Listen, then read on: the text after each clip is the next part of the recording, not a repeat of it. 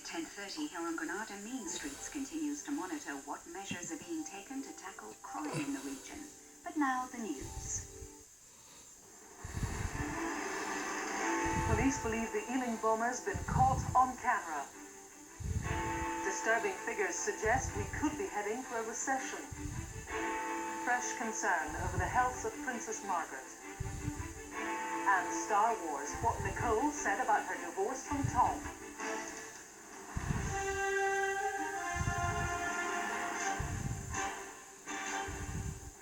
From IGN, the ITV News at 10 with Kirsty. Good evening. Police released dramatic video footage today which appears to show the man who planted the Ealing bomb. He's seen walking quickly away from the area just moments after the car containing the explosives is parked. He even seems to talk to two people he almost bumps into. Police are particularly keen to speak to them. An hour later, the same CCTV cameras capture the massive blast as the car explodes. Tom Bradley reports.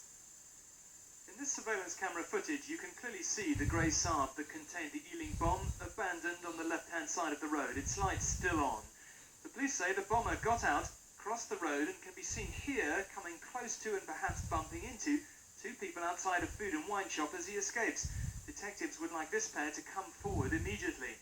The alleged bomber keeps walking towards the camera, head down. He's wearing a dark short-sleeved shirt and a baseball cap with a white motif.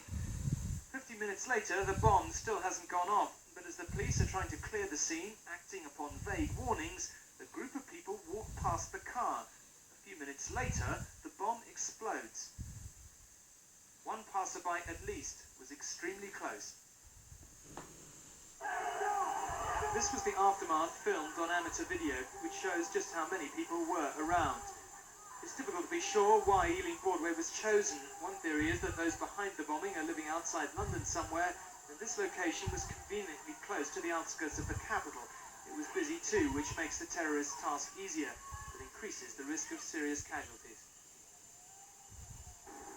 Terrorism experts believe this campaign is being masterminded by one or two former provisional IRA terrorists who may be careful to avoid direct face-to-face contact with those buying the cars and delivering the bombs to their destinations. So even if the Ealing bomber is caught, it doesn't necessarily mean an end to the campaign. Tom Bradley, IGN, in central London.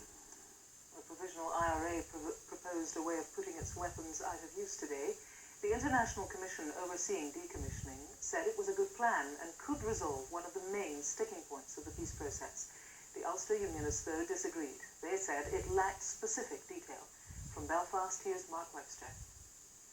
Leaving tonight's meeting of his Ulster Unionist Party, Mr Trimble didn't shut the door completely on hopes of an agreement, but he insisted the IRA had not gone far enough. In the absence of actual decommissioning in a manner that will maximise public confidence by recovery, and also in the absence of the SDLP moving to support policing, then there is nothing at present for Ulster Unionists to respond to.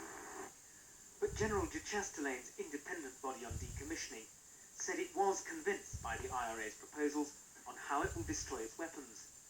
However, the IRA has said nothing about when it would put its estimated 1,700 guns and tons of high explosives beyond use. Sinn Féin said this was nonetheless the first time the IRA had worked with outsiders. Anyone who knows anything about arms, about interaction, about conflict, has to know that this is a historical breakthrough.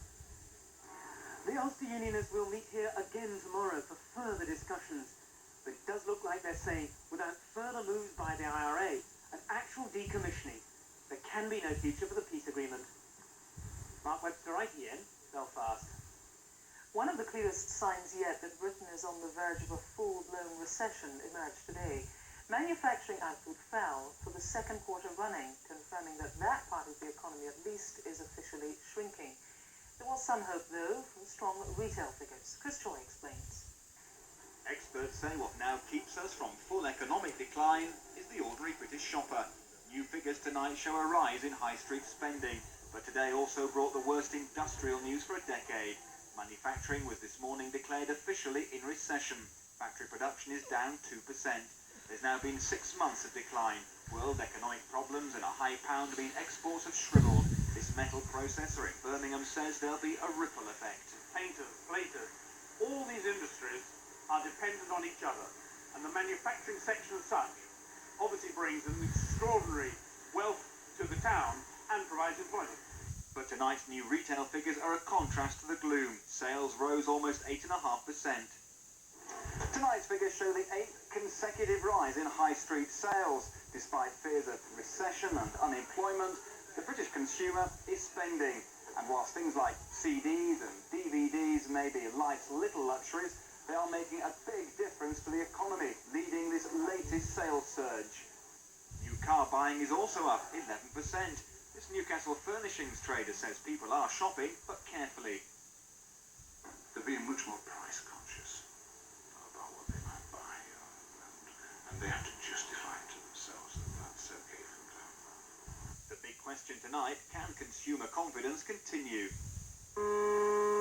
It'll depend on how many manufacturers go the way of shipbuilders Camel Laird. Today it announced 42 more job losses. The impact will spread through the local economy. What the key is how quickly firms start laying workers off, because that should prove a drag on consumer household spending.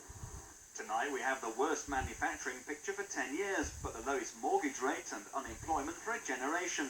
It makes our financial futures uncertain. But one thing is for sure, Britain now faces the undisputed reality of industrial recession. Chris Joy, ITN. The mother and father of the missing Essex schoolgirl Danielle Jones made another effort tonight to keep their daughter's disappearance in the public eye. They helped police deliver 1,500 leaflets showing photos of the teenager who vanished 7 weeks ago. John Draper reports. In Danielle Jones' home village of East Tilbury in Essex this evening, around 30 special constables were drafted in to distribute a new leaflet to local homes about her disappearance. Tonight, it is our intention to deliver to every house on that estate, which is approximately 1,500 houses, a leaflet. And that leaflet is appealing to anyone to come forward with any new information. The officers then split up to deliver the leaflets and to speak to anyone who may have seen Danielle. Her parents were also present. They thanked the police and other volunteers who've been taking part in several searches. It's very important to involve the community. We really appreciate everything they're doing. Have you had lots of help? A lot, yeah. Such a lot. Danielle's now been missing for 7 weeks. The 15-year-old was last seen on her way to get a school bus.